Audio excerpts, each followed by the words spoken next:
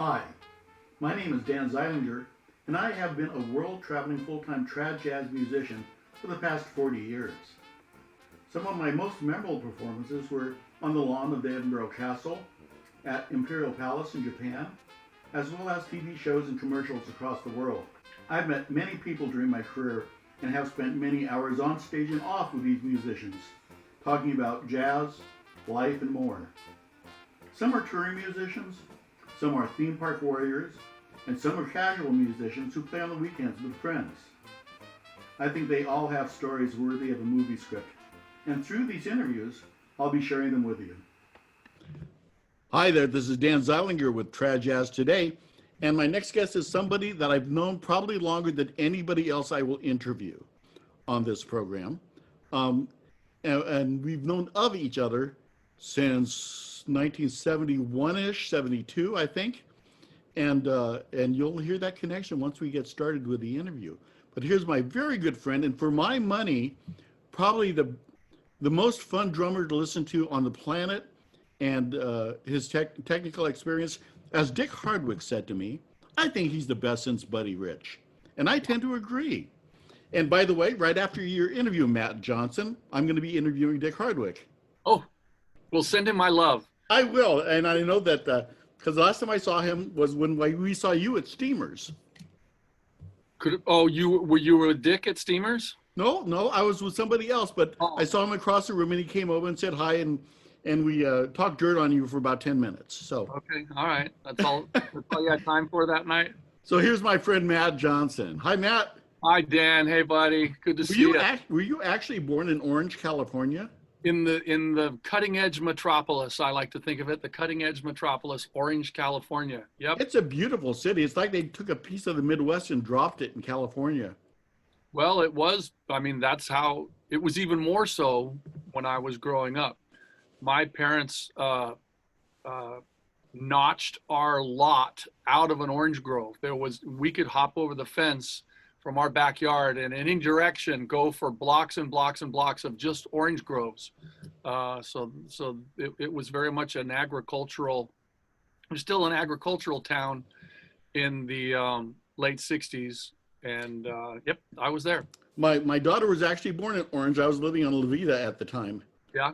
And so I too have deep roots in the city of Orange, California. Yeah. With a lovely traffic circle. And was she born at Chalk or St. Joe's or? Oh, my wife was a nurse at St. Joe's at the time. Yeah. And so she was born at St. Joe's. Then my wife spent 12 years, I believe it was, at Chalk.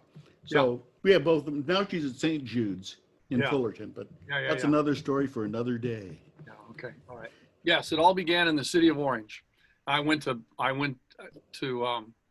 West Orange Elementary and Portola Junior High and Orange High School. And where you were tutored under the band director of Greg Isbell. Greg Isbell, was one of my, not the earliest, but a very influential musical mentor of mine. Yep. Well, I knew Greg from the same place I knew you from, actually, which was the Velvet Knights. Yeah. Yeah. And now you mentioned I'm sorry, I'm just going to interrupt you. Oh, please go.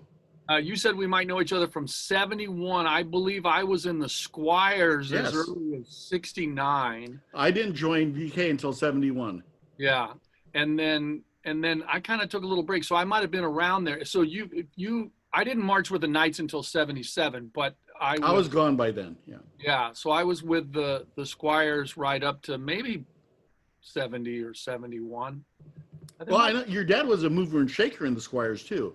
Well, my dad was quartermaster. Yeah, it was an activity that we bonded on. He enjoyed the activity, and he enjoyed being, a support cog in that machine. Well, didn't he create or help create the first Tim Toms? Well, I remember the rehearsal where they showed up. Yeah, and I understand that they were formerly bass drums that had been bandsawed, and I remember that rehearsal where they showed up and we were like, oh no, how is this going to work? Yeah. For those of you current drum corps people or marching band people out there, and you talk about having quints and quads, it started with Tim Toms. It started with just two half bass drums mounted on some sort of iron harness. If you remember the old VK Tritoms, Yeah. those Yeah. were those galvanized pipes for a harness. Yeah. Those were the My. days. And that technology evolved all the way through the 70s. My last summer marching with VK at DCI in 1977, we still wore slings, and Yep. some of the corps were wearing molded fiberglass. That was the first kind of harness that they went to, molded fiberglass harnesses. And then, after that, I don't think anybody's gone back to wearing slings, except maybe Vanguard, like in a throwback kind of a Sure. show, would wear slings. But Yeah, I think what was it? Blue Star, no, Blue Stars or somebody. It doesn't really matter, but somebody did a throwback show in the '90s, and they were doing single tenors and yeah, and yeah, slings. Now, speaking of you and marching bands, by the yeah, way, yeah. um, I worked for a while at Pacifica, which is where Joe Miller is now. Uh-huh. But I worked for a while at Pacifica before that, and their drum instructor there, a very good guy, and I was sitting in the band office with him because I was teaching drill at the time and writing their show. I said, you know who you remind me of? You remind me of Matt Johnson. And he stopped and looked at me and he said, we're talking about and he said he was my teacher, and that was John Mapes. Oh, John Mapes. Yep, John Mapes, former student who's done really well for himself.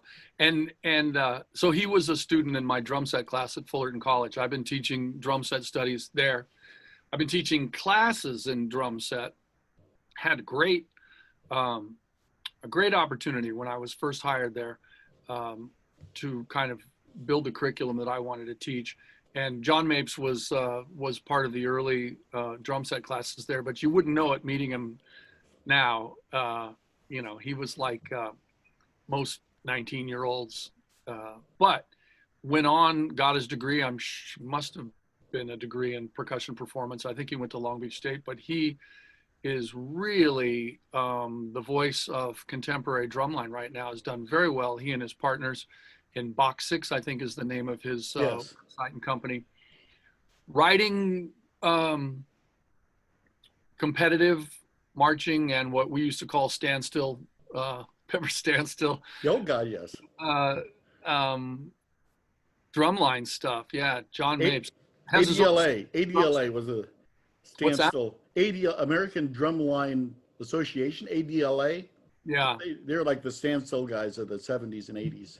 yeah, that was fun times. We used to do, standstill was like a winter kind of thing, I guess.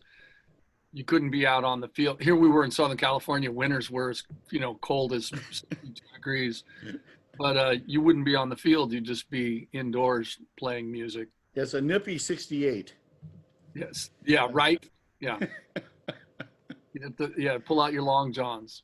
Yeah, well, but what's funny is he carries some of your mannerisms and other isms, vocal isms. I could hear and see you in his manner, Wow. I don't know that he would agree that I was that much of an influence, but I love John Mapes and I'm really proud of him. I mean, he really found a calling and is super talented and has been quite an influencer in that indoor drumline scene. He's taught several championship high school programs. I'll have to reach out to him and see Pacifica was one of the biggest at one time as far as doing well within that WGI circuit. Yeah. So and I just know that because I'm a marching band drum corps geek also, along with being a trad tuba player, which I know some of you may have difficulty. I'm still modest. Have difficulty wrapping your head around those two idioms, but they're not that far apart since jazz drumming started with rudimental players. Yeah. Well, that's the as I teach in my drum set class, part of the course is the evolution of the drum set. The configuration that we're used to seeing didn't just fall from the sky. It evolved over a period of time. And every drummer that's not much older than me learned how to play a field drum. Drumming was a thing for marching or symphonic drumming. Sure. And it wasn't until I'm going to launch into my lecture here. It wasn't until I do the same lectures, so go ahead. 1909, when the Ludwig Drum Company produced the first practical drum set pedal, or bass drum pedal rather, that percussionists began to play multiple instruments at once. And it just so happened right around that time, musicians were experimenting with a brand new music they were calling jazz, and the drummers who were doing double drumming at the time, playing bass drum with one hand and snare drum with another, all of a sudden had the extra facility provided by the bass drum pedal, and which freed up their hands to do other stuff. And so the evolution of the drum set began. Yeah. One of my interviews lately has been Hal Smith. Yeah. Who, of course, is the traddest of trad players out there. Yeah. And I asked him a little bit about that transition of drummers from the turn of the century to what we know as jazz drumming today. And what's funny is I was always under the perception that a lot of the transition had to do with the advancement in equipment. Yeah. And he actually said no, it was actually more about dancers and the styles. But you know, when you went from a low boy to a hi-hat, and when you went from a hand bass drum to a pedal bass drum, all that made a huge difference in my opinion. Yeah, there was a combination of things that happened. It was really a clash of the culture and a clash of the economic opportunities at the time, right when jazz was sort of growing out of the New Orleans brass bands, the parading bands, right? These were groups that were ceremonial and marched in the streets for every kind of celebration, including funerals, moved into a concert setting. And also there was commerce up and down the Mississippi River, and a need for entertainment as people became economically advanced, if that's elevated. Sure. There was tourism on the Mississippi, and then a need for bands, and so the jazz music was brand new, and Hal was right in everything he said. There was dancing, and the interaction, the collaboration between the popular drummers and the drum manufacturers. I mean, there was quite there was a very competitive culture amongst the drum manufacturers, as I'm sure there were amongst every other instrument manufacturer. Who was around then besides, what was it, Ludwig and Leedy, and who else was around at that time? Well, Noble and Cooley claims to be one of the oldest drum companies in the world, and I suppose they had some kind of presence. And I don't know the dates, but I believe Gretsch is the oldest drum company in the. Could Gretsch be the oldest American company? I don't know. Because we think about Ludwig and Leedy, and I don't know. That's a good question. Go to the PAS museum in Indianapolis and see a wonderful installation on the evolution of the drum set. And okay, we'll see you in a while. Oh, sorry. You'd be there. My earplug out. Jeez. You'd be there for a week. Oh no! Can you hear me? Testing. Can you hear me? What'd you say, Sidney? Oh my gosh! Yeah, true. I just thought I would throw that out there because I'm so glad to hear you speak of all this. I did talk about with Hal, of course, that people's perception of what drumming was like in the 1900s is wrong because the equipment couldn't handle drumming. The recording equipment. Recording equipment, yeah, right. So what we hear on recording is not necessarily what they were playing. Yeah, I think it was. Well, again, I don't pretend to be the authority at all, and so my apologies to people who actually have researched this. But I'm under the impression that I don't know how that could be. That Gene Krupa's solo from Sing Sing Sing would have been the first drum solo that included the bass drum. because of the sensitive recording stuff. But that I don't know when the date of that recording was. That was like the 30s or No, something. because I think that there were some Zooty Singleton sides and maybe even some Lady Baby Dodd sides that were That would have included the because bass. you know how Zooty Singleton played. He's one of my heroes Yeah, on the drums, and bass drum was a presence. So yeah, I don't know. yeah, Who knows? Anyway, I'm not here to test you. yeah. Good. Because I just wanted to, I just like you. And a lot of the people that I'm asking for interviews are saying, well, I'm not really a trad jazz player or a trad jazz player anymore. I said, it's just a hook. This is just a hook for something to hang the interviews on. Like I interviewed John Van Houten Yeah, recently. yeah. And like I think I told you on the preamble. And he and I met on a Dixieland band, but he's never played Dixieland since. But he's a great interview, I tell you that much. Yeah. John's a great guy, and John doesn't have to play Dixieland. I mean, he has other talents, that's for sure. But you talked about our Dixieland connection, but we have connections that are, excuse me, drum corps connections. But we also have had parallel careers. I know that we would see each other often when I was with the Palm Springs Yacht Club, Yes. and I have images of you on the Queen Mary. Were you playing with somebody on the Queen Mary? But Oh yeah, at different points in time.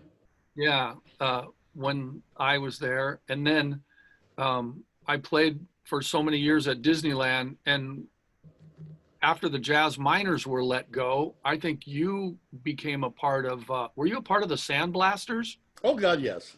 Yeah, Yeah, I learned how to play. I learned how to play bass for that group, yeah, which yeah, was the Knott's Berry Farm Band yeah, with rock instruments. That Rusty went over to piano, and Brad had a Fender Jaguar, I think it was, his electric guitar, and yeah, that was funny. George Andrus, of course, was on. It was George Andrus's gig at Knott's, yeah.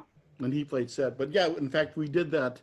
We did that Sandblasters. Then I went on to play surf music at SeaWorld with Tom Liston. Yeah.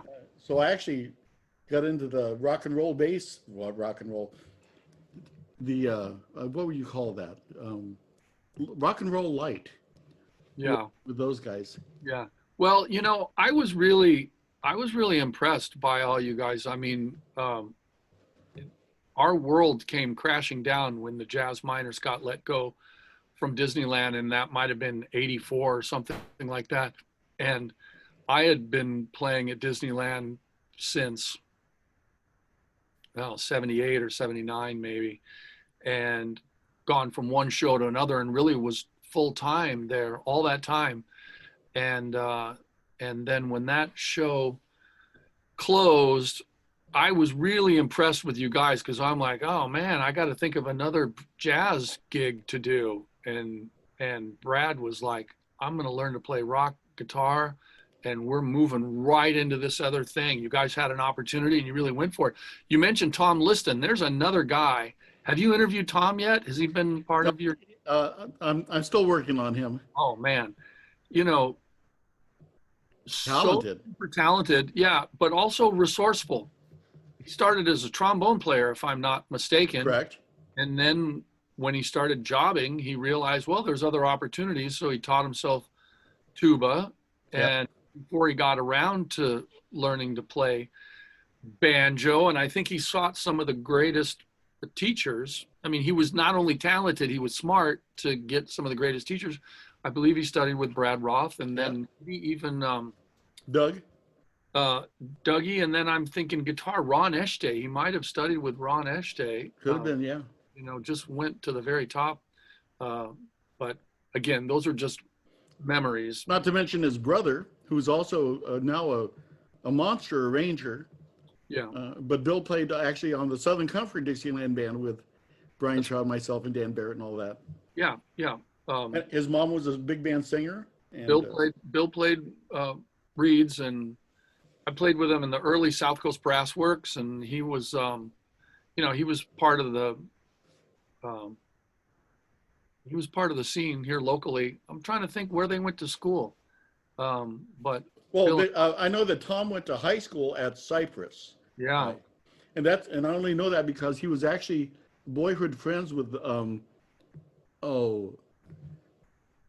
a super movie, television star, movie star that married Rebecca Romaine. Oh, John Stamos. Yeah, He went to school with John Stamos at Cyprus. Yeah. There Yeah. we go. Quick, who's the band director there? Nelson. At the time, Wayne. Wayne Nelson. Yeah. He Great went guy. on to go to junior high. Ready for this? He went on to teach at junior high and he was my son's band director Oh yeah. Yeah. for a while. Yeah. So all this, it's kind of a real tangled up mess here in Southern California. Is how many times our paths cross in different manifestations. Well, and you mentioned another phenomenon that happens, and I've had students now. In fact, I had Ed Slosson's son as a student one semester, and so people are saying to me, yeah, or, they'll say, I think you know my dad, and I'm like, We'll get around to that story. yeah. Which reminds me, Ed Slosson as well was actually the timpani player in the 72 Kingsmen. Yeah. Yeah. So another guy out of drum corps that we ended up, and he's the guy I knew that had the leady set that had hinged bass drums and. Yeah, that's right. He had a kit that was, I think it was made by Pro Drum, but it had also, oh man, do we just sound like old dudes going? We are. He was a great drummer and funny guy, acerbic guy, and played the jazz party scene and smoked a cigar and I can't think of his name, wrote a great four-way independence instructional book. And when I met him, Murray? Not Murray, no. You would totally know. Anyway, I can't think of it. But anyway, he had a kit like that as well, with the suitcase hinges that popped open and that they all telescoped inside each other. And I'm going to kill myself for not remembering. He's an American treasure jazz player, was part of the, studio scene in the 60s and played for TV and jazz greats, and played the West Coast Jazz Party right up to the end. Would see him every year at the LA Sweet and Hot Festival, and often played with Jack Sheldon as well. Oh, well, it's ringing tiny bells in my head, but you'll think of it in a sweat when you wake up tonight. Yeah, and I'll want to do the interview all over again. Hey, I'm booking some return interviews for some people, like Bill Dendle. Bill. Sure. We had so much fun that he immediately logged back on and scheduled another interview. Yeah. And so a few people are doing that. That's great. Well, I may do the same thing. Bill Dendle was so nice and generous this year to invite me to come up and teach what would have been this summer's Tea Garden band camp. And at the time when he asked me, probably close to a year ago, I had some things scheduled and I just didn't think it was going to work out. And I'm not sure if that camp even happened this summer or not, but I understand that's a great camp. Oh, it's real fun.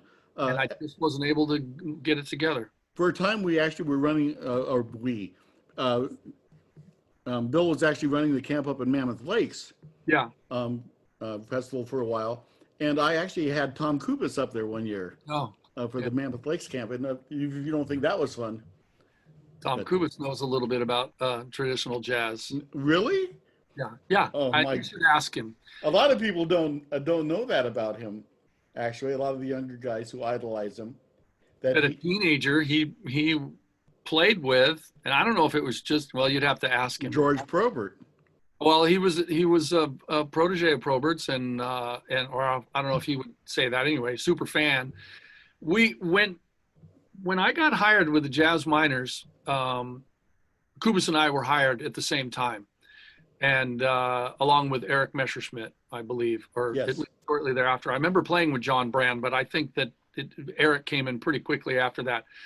But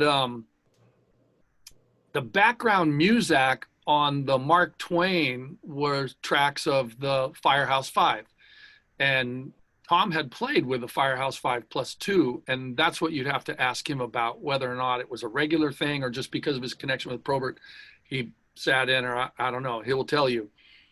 of course, he had played at Disneyland as a teenager, and then later got hired by Rusty.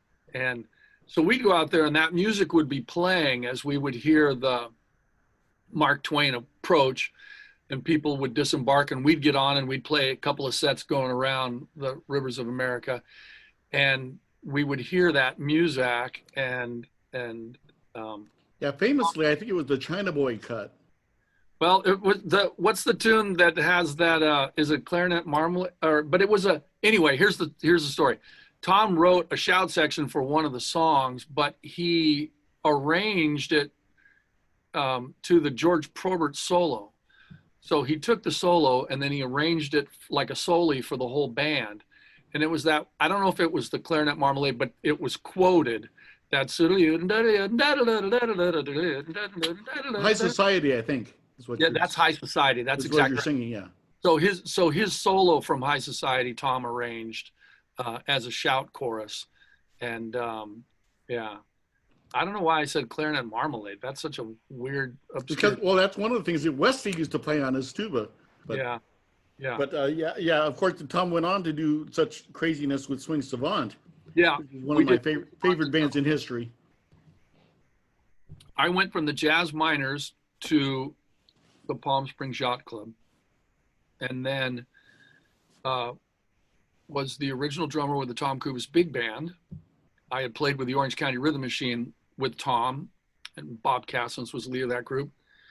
And right after the Yacht Club, Kubis and I decided to put together I told him I had an idea, and we talked about guys that we liked. You know, you mentioned before in the preamble about the hang, and we tried to get out in front of that by choosing people that we liked, and they were mostly they were Jazz Minor alums. Yeah.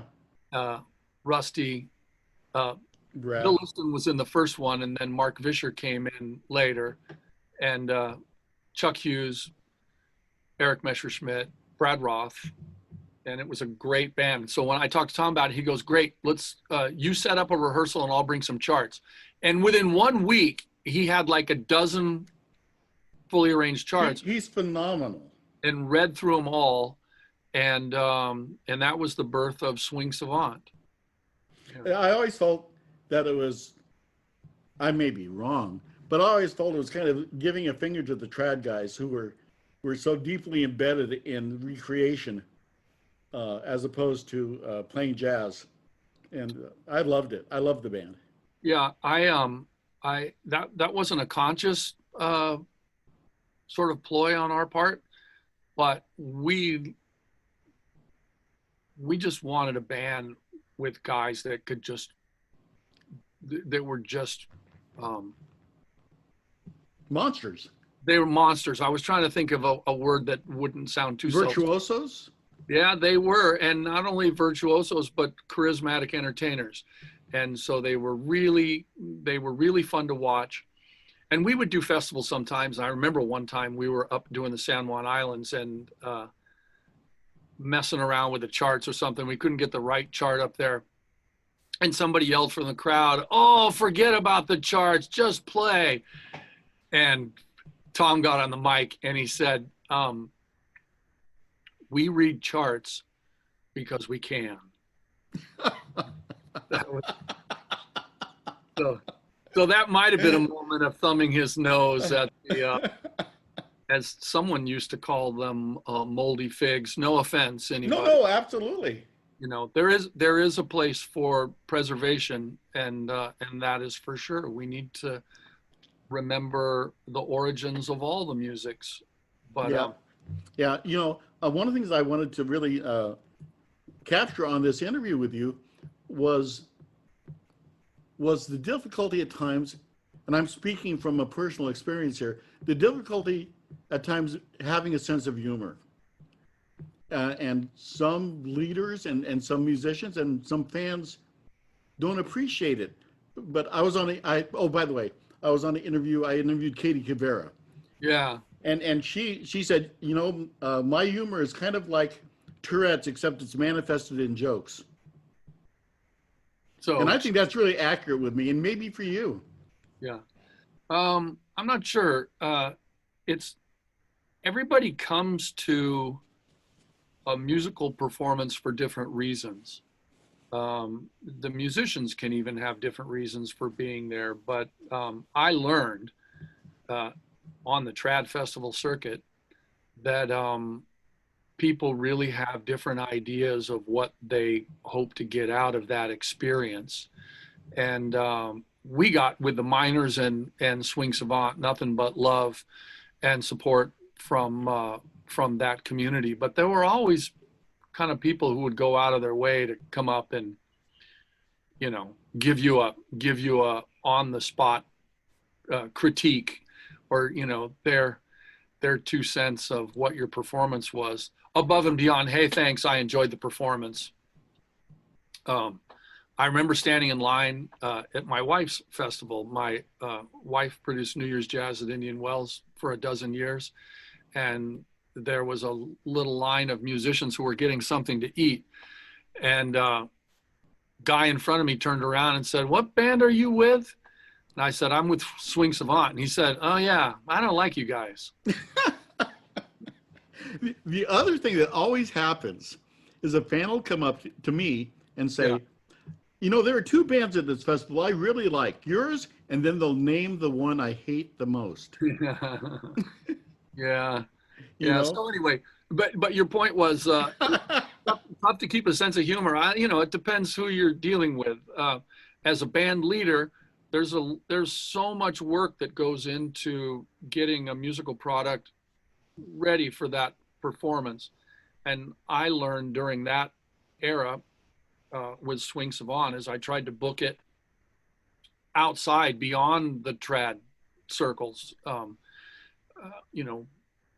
It's been so long, but I mean, I had other designs on what I was hoping to do with that band, that when I'd finally get to the performance, I remember being surprised by the sensation of sitting down and then beginning to play and go like, oh yeah, the music, because the music is what, got the ball rolling, so to speak. But then with all the business and coordination and of personalities and, all the other non-music hoops you got to jump through in order to get the group there, it can be a surprise when I actually sit down and play music again. So I kind of don't miss that part of it. What did you take away or learn from the experience on the Smothers Brothers Comedy Hour? A great many. It wasn't just the Smothers Brothers Comedy Hour. In whatever year that was, in the late 90s, the Smothers Brothers got a contract to do 6 episodes of their show that they had made so popular in the 60s. And so we were lucky enough to get on a couple of those, but we got on them. I can't remember if we got on them because we were touring with them, or we went on tour with them after we got on the show. But what I took away from the whole Smothers experience was a masterclass in performance by Tommy Smothers. I got to be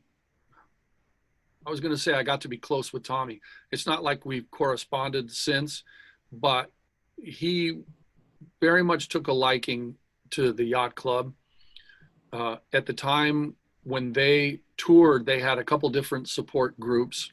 Ron Lucas was a ventriloquist, and Jim Stafford. Remember Jim Stafford? Sure. Jim Stafford was also on the show, and then the Palm Springs Yacht Club. And if you went and saw a show in Vegas, it would say Tom and Dick Smothers or the Smothers Brothers. But they'd go do their opening bit, maybe like a 6 or 8 minute bit, and go, hey, meet some of our friends. This is the Palm Springs Yacht Club. And the second curtain would open up, and then we'd be there to do 12 minutes.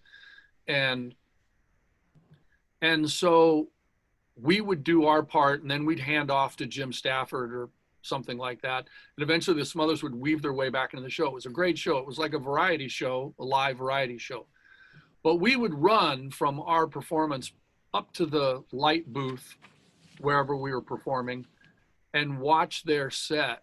And I marveled at how they made their same material seem fresh every night.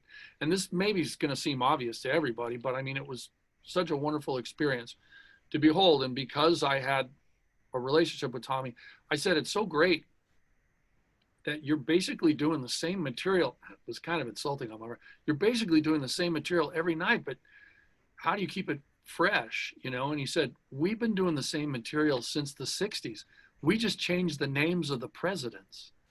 So that was, but he then told me very seriously, he said, the stakes are really high.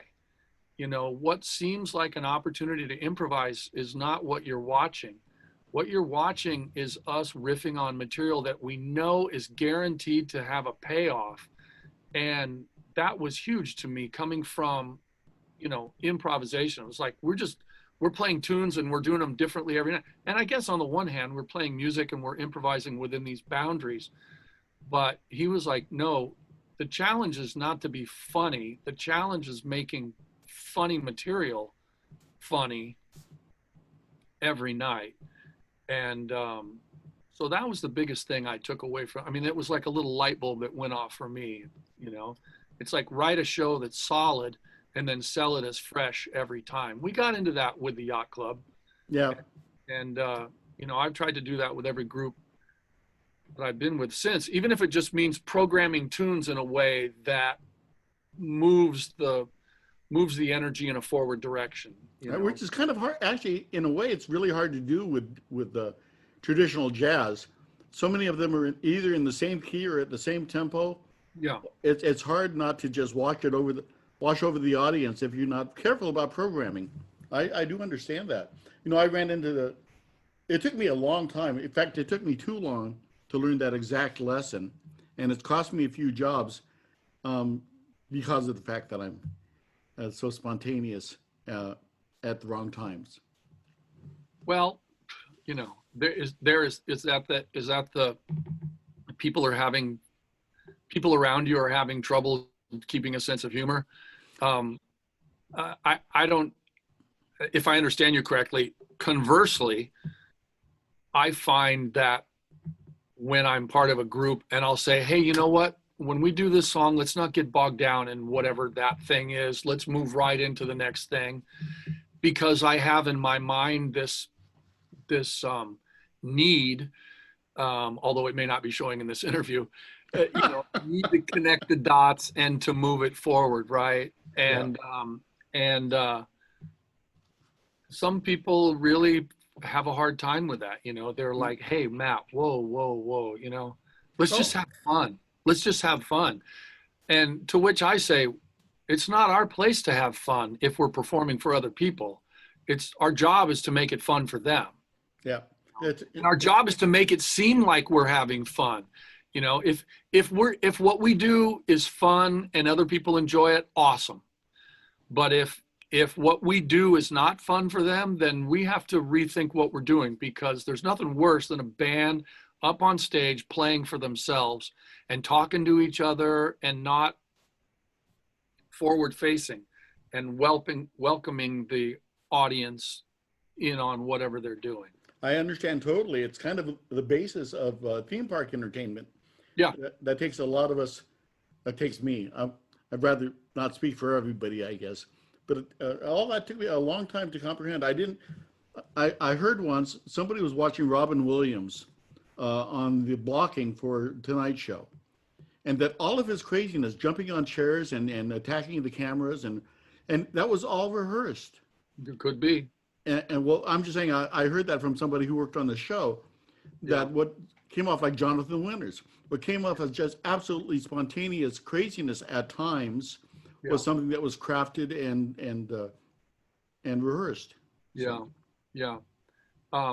But you've touched on another important thing, much like what I learned with the Smothers. I learned a lot being a part of the atmospheric entertainment pool at Disneyland for so many years, that You know, when you grow up and when you're in school and you're a serious student of jazz, you're really focused on the music. And if you're tuned into that, is if you're a person that has knowledge of the music and well, if you have knowledge of the music, you can very much enjoy watching a very learned, serious jazz musician do their thing. But for people who aren't necessarily keyed into the subtleties of the music, that might be one of the most boring things that they ever do. So, you know, being trained as a jazz musician and then being trained as a performer at Disney, um, you know, I feel like I kind of have an understanding of both Sure. sides of it, and try to put that into every performance that I do. Other interesting connections we have that are not very apparent now. Of course, you did some time with the Philharmonic Orchestra. With At, Katie Rivera, by the way, and I meant to say that. but that's not actually the connection. Of course, I do play with Katie a lot, and we talked about you in her interview, the fact how much she loves your drumming and you as a person. But Ryan, the one of the mallet players, Yeah. is actually my son's drum instructor at Orange Lutheran. Well, and he's a former student of mine. Did you know that, Aaron? That Ryan was a student of Matt Johnson's? Ryan Langford. Yeah. He said he did not know that. No, Ryan, now that we're on my son, yeah, when you did the clinic at Warren High School when he was there, yeah. he was aghast by the fact that you recognized his name badge. He cracked up. And, Yeah. and you were doing a clinic for the jazz program there, I believe. Was it Warren or was it at Downey? No, it was at Warren. Okay. Dave Niemeyer. Yep. And you walked in and you saw his badge and said, Aaron Zeilinger, are you related to Dan? And he said, yeah, he's my dad. And in front of the band and God, you said, well, when you get home, give your dad an open mouth kiss for me.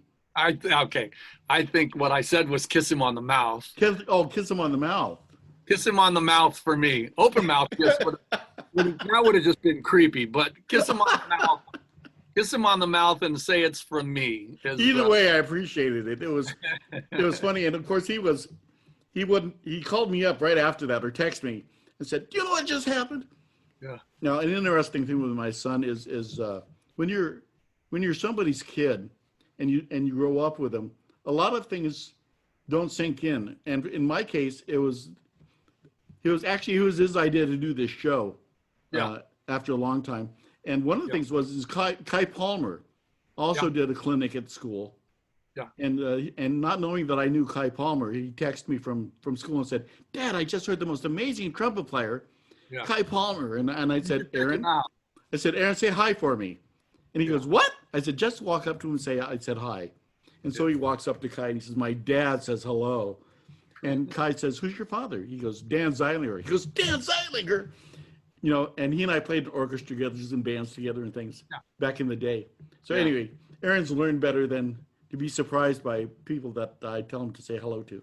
Well, and the story that you began the Aaron episode with was one more of those times where I felt like an old guy.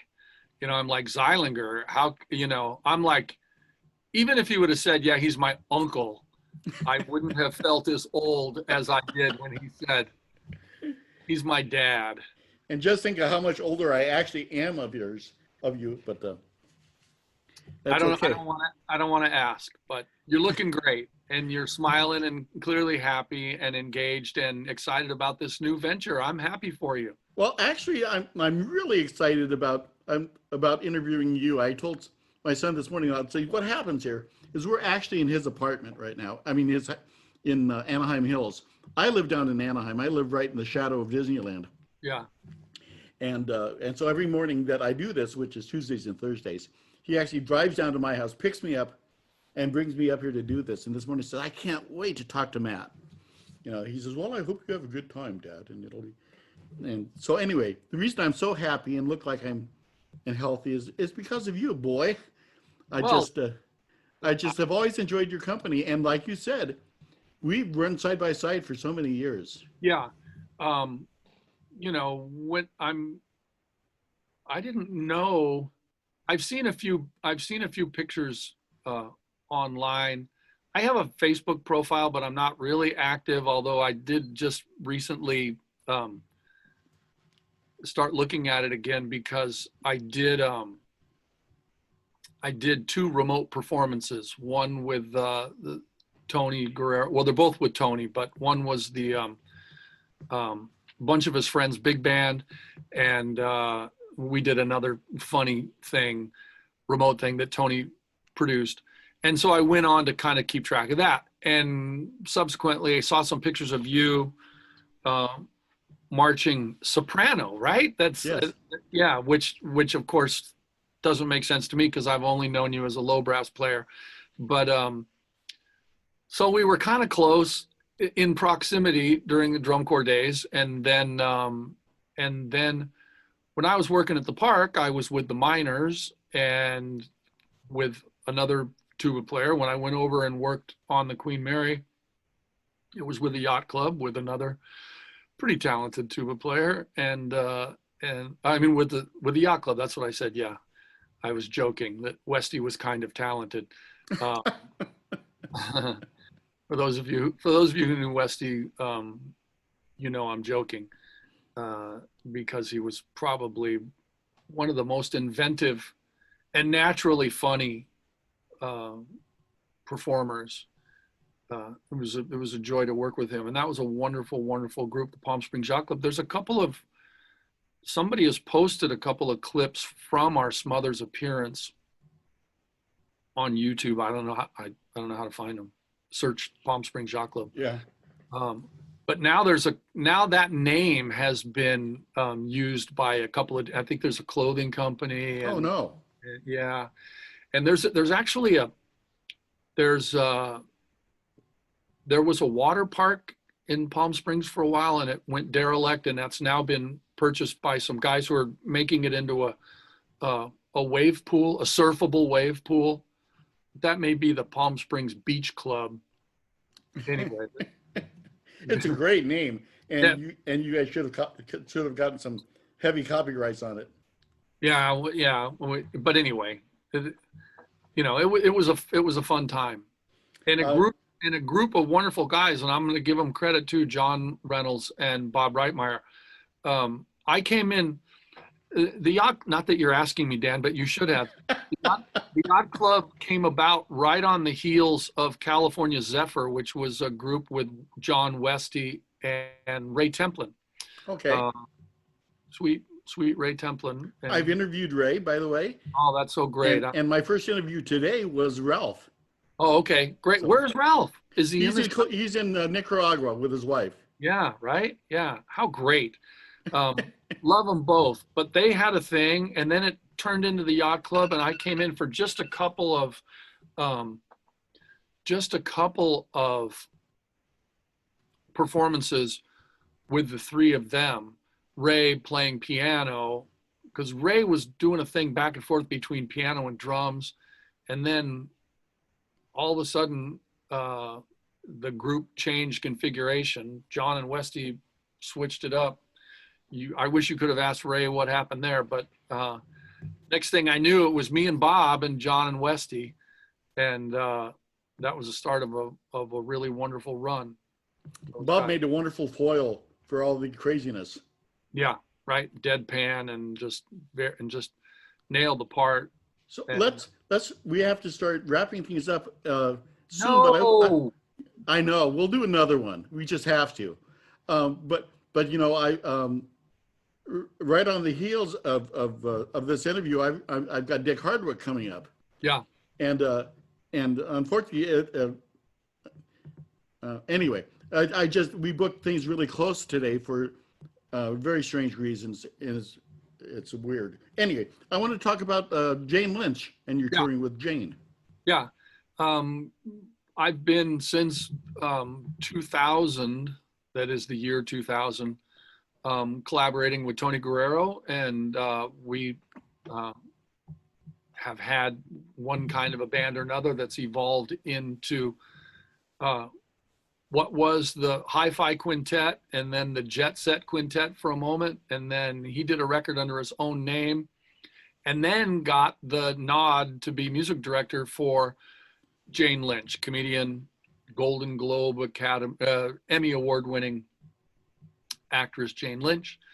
And so the Tony Guerrero Quintet sticks, and we've been traveling as a part of her cabaret act, and we've done 3 different ones now. Her first one, See Jane Sing, we did national tour, and then started doing quick runouts right up to the point where we decided to do a Christmas album in 2016, which has broken Billboard Top 10 every year since. And so we have a Christmas show called A Swingin' Little Christmas, and a CD of that great music that also features actress Kate Flannery and Tim Davis, who was the vocal contractor for the show Glee, which is how Tony met Jane. And now Jane and Kate are doing a buddy show called Two Lost Souls. And so we travel with that one as well. But Jane is a gas and really loves and appreciates us. And it's just a joy to work for somebody that gets what you do. And the show's really evolved organically. Can I tell you a quick story about the first time we met? Absolutely. So we're gonna work with Jane Lynch for the very first time. Tony had written the book for her, and she wasn't sure if she wanted to use the whole quintet. Oh, there's a swear word involved. Well, I'm not gonna say the word, but we're doing the rehearsal. We show up for the rehearsal, and she doesn't know if she wants to use a quintet, but she's going to come and listen to the music since Tony's prepared it all. So the show order exists, and we do the opening number, and she sings with us. We've only met her just moments. And we get through with the first tune, and she turns around and she goes, "I effing love this. I'm taking the whole band." And then everyone's like, "Yay, we're going to do this." And she's like, "Okay, let's go. Let's do this. Okay, this is the next song, but I need a joke. I need a joke that's going to lead me from here to here." Why we're going to open at the Balboa Theater in San Diego. Why am I in San Diego? Why? And she's just saying this to everyone, but to no one. Why would I be in San Diego? And we're all looking at each other.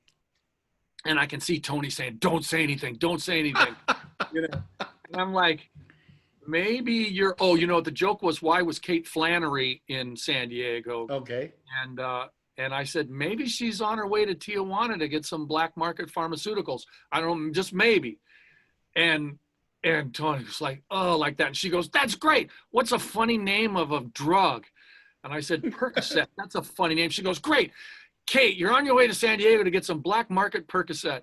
And so that's just the first example of how our relationship just evolved organically. That was the seal. Yes, right, she's included the band in every part of the show, even though we are very much a support group. We go out, we do the opening act for 8 minutes, and then we introduce her and become her backup group, and it's just been a joy. That's great. That's a great story. Hey, Al, because I need to let you go, and I really honestly want you to schedule another one through Aaron. Have Aaron send me a note. We'll put it on the books. So we can do this again. But what I wanted to say as kind of a final thing is, I think it's just absolutely hilarious that because of the Tony Guerrero book, you've become the Yoda of bongos. Well, there's a quick story there too. We did a CD with a hi-fi quintet, and I invited my dear friend Eric Lacrone to play bongos on the CD. And then once the CD came out, we started performing the music, and I really missed the sound of the bongos, and I couldn't afford to pay him to come and do the jobs with me. So I learned a few patterns and to include my bongo playing in my drum set playing. So it's I just love the bit you do on that. Yeah. about the famous bongo Oh yeah. bongo music throughout television is Yeah. just wonderful, and I'm sure that's something you thought up on your own. But we're going to leave it as a tease Okay. All right. for the audience. Not only will we come back and do another interview with Matt Johnson, because I can't stay away from him, but I would also like you to look up the music that's available. How can people get a hold of your music? That along with others. Well, I have a website, drummermattjohnson.com. So you can, and again, I do my best to keep that up. But anyway, you can see the calendar of performances there. And then the music, don't have anything under my name, but Tony Guerrero has a website with all the music that we've done together, tonyguerrero.com probably. I also did a disc with an organ trio called 2+1B3 with Joe Jewell on guitar and Dave Siebels. I don't really have that for sale either because I just would sell that on gigs. I have a handful of those, but anybody can reach me through my website, drummermattjohnson.com.